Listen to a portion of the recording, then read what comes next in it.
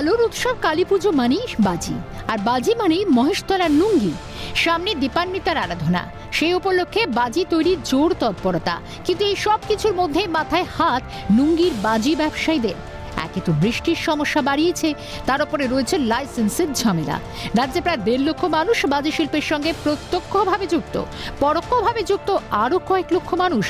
এর মধ্যে পরিবেশ বান্ধব বা গ্রিন ক্র্যাকার বাজি তৈরির প্রশিক্ষণ পেয়েছেন 235 জন, কিন্তু গ্রিন ক্র্যাকার তৈরির লাইসেন্স পেয়েছেন মাত্র 40। এই অবস্থায় ফল ভুগতে হচ্ছে বাজি বিক্রেতাদের।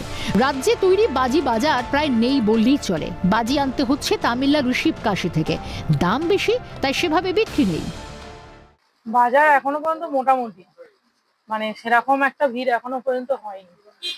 যেরকম ভিড় প্রত্যেক বছর লাগে সেই ভিড় এখনো পর্যন্ত হয়নি। কারণ প্রোডাক্টের দাম বেশি আছে, গ্রিন লোগোর জন্য মালের কস্টিং বেশি হচ্ছে, শিবাকাশির মাল বিক্রি করতে হচ্ছে, আমরা লোকাল প্রোডাক্ট ইউজ করতে পারছি না। ব্যবসার অবস্থা খুবই খারাপ, কারণ যে আমরা যে সমস্ত প্রোডাক্ট নিয়ে আসি সে সমস্ত প্রোডাক্ট শিবকাশির থেকেই নিয়ে আসা হচ্ছে। আমাদের কলকাতার বলুন বা পশ্চিমবাংলার দেশীয় যে আতশবাজি সেগুলো পুরোপুরি প্রায় বন্ধের মুখে।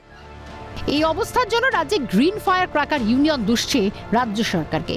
বিষয়টি নিয়ে মুখ্যমন্ত্রীর দ্বারস্থ হওয়ার কথাও জানাচ্ছে ইউনিয়ন। বাংলার বাজি শিল্প, আতশবাজি শিল্প, এই সুন্দর শিল্প এ ক্ষতিগ্রস্ত তো হচ্ছে। সুতরাং আগামী দিনে আমরা মুখ্যমন্ত্রীর সাথে নিশ্চয়ই আমরা যোগাযোগ করার চেষ্টা করব, আগামী দিনে যাতে আমাদের ম্যানুফ্যাকচারিং লাইসেন্সগুলো এবং সঙ্গে সঙ্গে পার্মানেন্ট সেলিং লাইসেন্স যারা পাওয়ার যোগ্য, যাদের পরিকাঠামো আছে, তাদের যাতে দেওয়ার ব্যবস্থা করা হয়। গ্রিন পরিবেশ বান্ধব আতশবাজি তৈরি হবে এবং তাতে অন্যান্য কোম্পানির অন্যান্য রাজ্যের বিক্রি বন্ধ হবে, কমে যাবে, বন্ধ হবে বলবো না, কমে যাবে। তো সেই চক্রান্ত তো এইখানকার কিছু মানুষ যাতে যা করে আমরা না লাইসেন্স পাই, ম্যানুফ্যাকচারিং লাইসেন্স না পাই, কিছু মানুষ সেই নিয়েই উঠে পড়ে লেগে আছে। সোর্সের মধ্যে অবশ্যই ভূত। দীপান্বিতার আলোকে বাজি বাজার আলোকিত কতদিনে হয় সেটাই দেখার। রাজীব নস্করের রিপোর্ট, ক্যালকাটা নিউজ।